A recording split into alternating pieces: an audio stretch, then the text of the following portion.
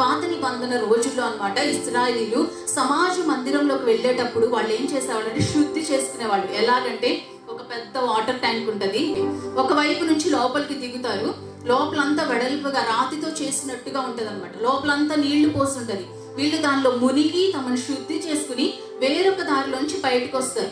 వాళ్ళు ఎలా కడతారంటే ఒకవైపు నుంచి దిగి శుద్ధి చేసుకుని రెండో వైపు నుంచి వస్తారు. వారి ఉద్దేశం ఏంటంటే నేను వచ్చిన దారిలో నుంచి అపవిత్రుడినై వచ్చాను, నేను శుద్ధి చేయబడ్డాను, నేను మరలా పరిశుద్ధంగా నేను బయటకు వచ్చాను అని. ఎలాగంటే మన బాప్తిసం లాగా అనమాట. ఇంకొకటి ఎందుకు వచ్చిందారు రారంటే ఇటంతా కూడా అపవిత్రంగా వచ్చిన వాళ్ళు ఉంటారు కాబట్టి మరలా ఎక్కినా కూడా వాళ్ళు అంటుకుంటారు కాబట్టి వాళ్ళు మరలా అశుద్ధంగా మారిపోతారు. కాబట్టి వచ్చిన దారిని కాకుండా వాళ్ళు ఏం చేస్తారంటే వేరొక దారిలో నుంచి వాళ్ళు బయటకు వస్తారు. వాళ్ళ ఉద్దేశం ఏంటంటే నన్ను నేను శుద్ధి చేసుకున్నాను, ఆ ప్రాణాత్మ దేహాలను నేను శుద్ధి చేసుకుని వారి సమాజ మందిరం